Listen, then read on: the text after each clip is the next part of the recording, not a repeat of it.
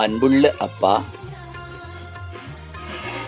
அன்புள்ள அப்பாவுக்கு அன்றாட உழைப்பில் அங்காடி வாழ்க்கையில் என்னை பற்றிய ஆகாய கனவுகளில் மிதந்தவன் நீ. காட்டாற்று வெள்ளம் போல் யாருக்கும் கட்டுப்படாத முரட்டு மனிதனாய் வாழ்ந்த நீ.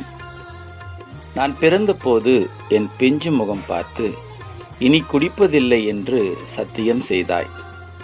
புகையிலை நாற்றம் பிறந்த குழந்தைக்கு ஆகாதென்று புகைப்பழக்கத்தையும் புதைத்து விட்டாய். கடைவீதியில் மூட்டை சுமந்து உழைத்தாய்.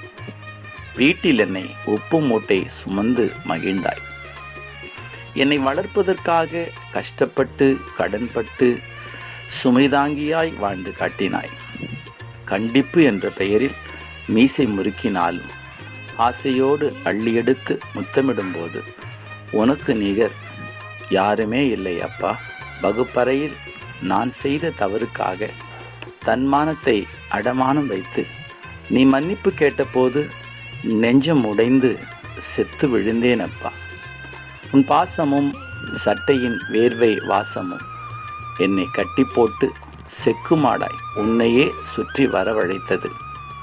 உன் தொளதொள சட்டையையும் செருப்பையும் மாட்டிக்கொண்டு நான் நடந்து பார்த்த பொழுதுகள் இன்னும் நெஞ்சுக்குள் கௌரவமாய் நடைபோடுகிறது.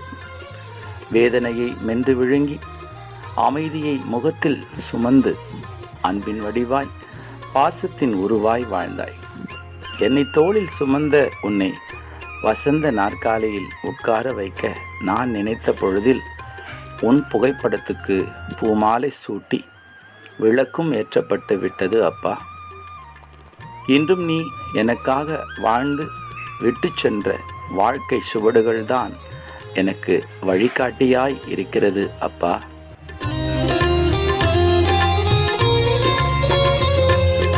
கால்களுக்கு தீபமும் பாதைக்கு வெளிச்சமும் நீ தந்த திருவே